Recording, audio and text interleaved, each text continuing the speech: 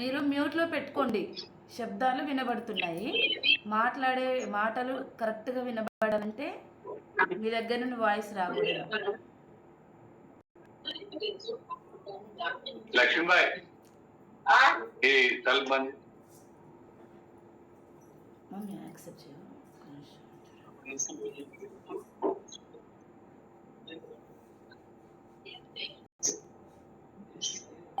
Okay అండి, Monday to Saturday వరకు మనం ఎన్ఆర్ ఎక్సర్సైజ్ ఎవ్రీడే ఒకటి ఉంటుంది.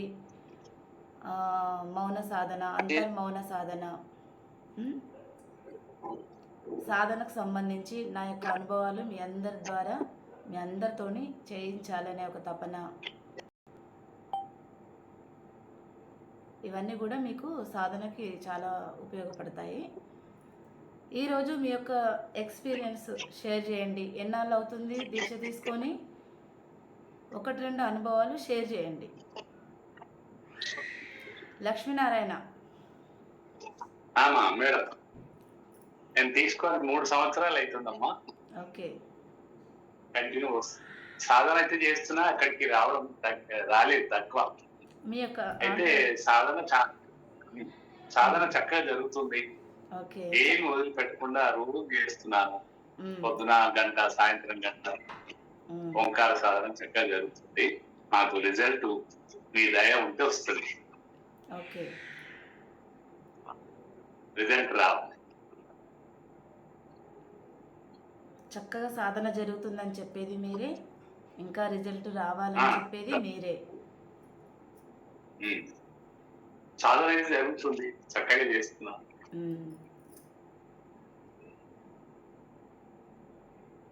ఓకే, ఇంకా చెప్తారండి ఏమన్నా మీ అనుభవాలు? ఇంకా అంతే అంతే. ఓకే అండి. వెంకట్రామరెడ్డి, ఎన్నాళ్ళు అవుతుంది సాధన తీసుకొని? మీ యొక్క ఎక్స్పీరియన్స్ 1-2 షేర్ చేయండి. మండే నుండి రెగ్యులర్గా మన యొక్క సాధన నాతో పాటు కూర్చొని చేయడం స్టార్ట్ చేద్దాము. నిన్న కొంతమంది షేర్ చేశారు, చెప్పండి మీ యొక్క అనుభవాలు షేర్ చేయండి. అమ్మా, నేను తీసుకొని 15 months అవుతుంది దీక్ష తీసుకొని.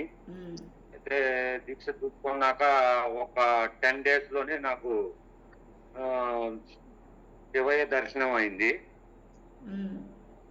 తర్వాత వచ్చేసి నేను మా ఫ్రెండ్స్ తో శ్రీశైలం వెళ్ళాను. శ్రీశైలం వెళ్ళి అక్కడ ధ్యానం చేసుకుంటా అమ్మవారి మెట్ల దగ్గర కూర్చొని ధ్యానం చేస్తున్నాను. నాకు మొహం మీదకి ధ్యానంలో కూర్చుంటే మొహం మీదకి నీళ్ళు వచ్చి పట్టడం, ఎంతసేపు కూర్చున్నా కానీ వాటర్ వచ్చి మీద పడుతుంది. తీరా ఏమిటిరా అని చెప్పేసి మా ఫ్రెండ్ తో ఇట్లా సంగతి, ఇక్కడ నది ఎక్కడ ఉంది ఏంటి అని అడిగితే మా ఫ్రెండ్ చెప్పాడు, నువ్వు కూర్చున్నది ఆల్రెడీ ఇన్నర్ గా పారేది శివుడి లింగాకారం కింద నుంచి నది పారుతా ఉన్నది. ఆ వాటర్ నువ్వు కూర్చున్న ప్లేస్ అదే ప్లేసు అని చెప్పాడమ్మా. అయితే నాకు ఇప్పుడు ధ్యానం చేస్తుంటే ఏమవుతుందంటే ఈ మన నడుముల కాడ నుంచి భుజాల దాకా విపరీతమైన పెయిన్ వస్తుంది. కాళ్ళు మొత్తం ఏమో నడుము దాకా తిమ్మిరిగా ఉంటున్నాయి అమ్మా.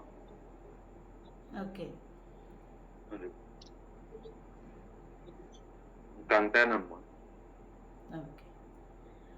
డైలీ ఎంతసేపు చేస్తారండి సాధన? డైలీ 1 hour చేస్తాను. 1 hour చేస్తారు. ఉదయం 1 hour, ఈవినింగ్ 1 hour చేస్తాను. సాధన సమయాన్ని పెంచండి. ఓకే, మనకు అనుభవాలు అందరికీ రావు, అలా అని సాధన కరెక్ట్గా జరుగుతలేదని అనుకోవద్దు. కర్మానుసారంగా సాధన ఎక్స్పీరియన్స్ వస్తుంటాయి సాధనలో. అలాగే భౌతిక ప్రపంచంలో నీవు ఏవైతే కదిలి నీ యొక్క శరీరం కదిలి ఏవైతే పనులు కర్మలు చేస్తుందో అందులో కూడా కర్మలు ప్రక్షాళన, అది కూడా సాధన లాగానే చేయండి. లక్ష్మీనారాయణ ఇందాక అన్నారు కదా, ఎలాంటి అనుభవాలు లేవు, చేస్తున్నానమ్మా అని చెప్పారు కదా. ఒక విషయం బాగా గుర్తు ఏంటంటే, మ్యూట్లో పెట్టుకోండి అందరూ, మాట్లాడే వాళ్ళు మాత్రము ఆన్ చేసుకోండి అంతే. అయితే మనకు భౌతిక ప్రపంచము మన ఆధ్యాత్మిక సాధన రెండు వేరు కాదు అని అనుకోవాలి ఫస్ట్. ఆధ్యాత్మికం అనేసరికి ఏదో భగవంతుడి కోసమే మనము సపరేట్గా పూజనో గంట సేపు ధ్యానమో లేకపోతే ఏదో చేయాలి అనే ఉద్దేశాన్ని పక్కన పెట్టాలి. ఏ పని చేసినా నీ యొక్క శరీరం ద్వారా నువ్వు ఏ కర్మ చేసినా అంతర్గతంగా పంచకర్మలు అంతర్గతంగా చేసేటివైనా బయట చేసేటివైనా సాధననే ఇదంతా కూడా అనే ధ్యాస ఉండాలి. అట్లనే 24 అవర్స్లో మనం చేసే అన్నీ కూడా సాధన కిందికి వస్తాయి కదా. నిద్ర కూడా ఒక యోగ నిద్రలాగా పోవాలి, ఒక సాధన లాగానే పోవాలి మనం. అంతే తప్ప మనం నేనేదో నిద్రపోతున్నాను అనేసి స్వప్నంలో విహరిస్తూ ఉంటారు, అది నిద్ర కాదు అలా అన్నట్టు. అలాంటి భావన ఉండాలి. అందరికీ అనుభవాలు ఉండవు, కొద్ది గొప్ప మనం అబ్జర్వ్ చేస్తే వాళ్ళు తెలుస్తుంటాయి అన్నట్టు. అంత మాత్రాన సాధన చేస్తలేము అనేటువంటి భావన రావద్దు. ఓకే, నెక్స్ట్ ఇంకొకరు చెప్పండి. ఎవరమ్మా అక్కడ? అరుణనా? మీ యొక్క ఎక్స్పీరియన్స్ చెప్పండి అమ్మా, వాళ్ళ ఎక్స్పీరియన్స్ షేర్ చేయండి. చెప్పండి. ఇప్పుడు మామూలుగా ఇవన్నీ కూడా ఫేస్ చేసేవి అన్ని ఎరుక అంటారు మీరు.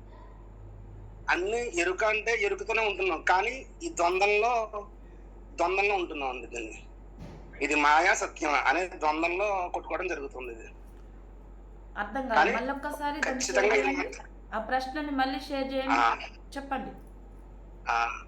ఏంది గురుగారు, ఇప్పుడు మామూలుగా ప్రాపంచంగా జరిగేది మనం దీంట్లో మనం ధ్యానం చేసుకుంటూ మీరు గురువులు చెప్పినట్టుగా సంకల్పం చేసుకుంటూ జరిగేది ప్రాక్టికల్ గా తెలుస్తుంటే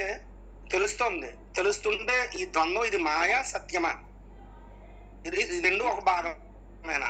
దీంట్లోనే కొట్టుకుంటున్నానండి, దీంట్లోనే కొట్టుకుంటున్నాను.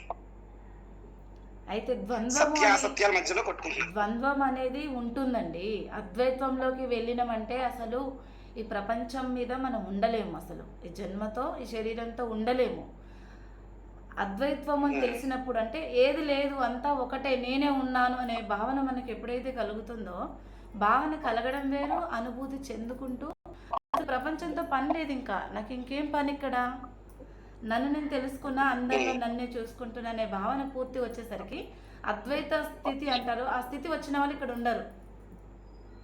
ఒకవేళ ఆ స్థితుల పట్ల మనకు ఎరక కలిగితే ఆ అవేర్నెస్ నిరంతరం దాన్ని దృష్టి పెట్టి గమనించుకుంటూ ఉండాలి అంతే. ఇంకా మాయ అనేది మనసు ద్వారా పంచకర్మలు చేస్తూనే ఉంటుంది. మాయ ఎట్లా మనం ఆత్మస్థితిలో ఉండి ఎప్పుడు ఉంటాం చెప్పండి? నేను ఆత్మను అంటున్నాం, కానీ ఆత్మస్థితిలో ఉన్న వాళ్ళు అద్వైత్వంలోకి వెళ్ళిపోతారు. అలాంటి వాళ్ళు చాలా రేరుగా ఉంటారు. ఆ స్థితి వచ్చిన వాళ్ళు అసలు ఈ ప్రపంచంతో ఏం పని, అంతా నేనే అనే భావన కలిగినాక ఉండలేరు కదండి. ఇక్కడ ప్రాపంచిక సుఖాల పట్ల వ్యామోహం ఉండదు, కర్మల పట్ల ఉండదు, ఇంకేమీ లేదు అనే స్థితి అనిపిస్తుంది. అయితే ఈ రెండు స్థితుల గురించి మనము ఒక సాధనగానే భావన చెందాలి. ఫస్ట్ మంచిలో కూడా చెడు చూడమంటారు, అది ప్రయత్నం చేస్తున్నారు అక్కడ. నెగిటివ్లో కూడా పాజిటివ్ని చూసుకోండి అనడం ఏంటి? ఈ ఆధ్యాత్మిక పరంగా వెళ్ళే వాళ్ళమంతా కూడా ఎలా ఉంటుందంటే, ఎంత నెగిటివ్ వచ్చినా కానీ ఓ ఇది నా మంచి కోసమే జరిగింది, ఇదంతా నా కోసమే జరిగింది, అంతా ఏది జరిగినా నాకు మంచి జరగడానికి ఇదంతా వస్తుంది అన్నట్టు. ఇంకా మాయ అని దాన్ని తలుచుకోవడం ఎందుకు?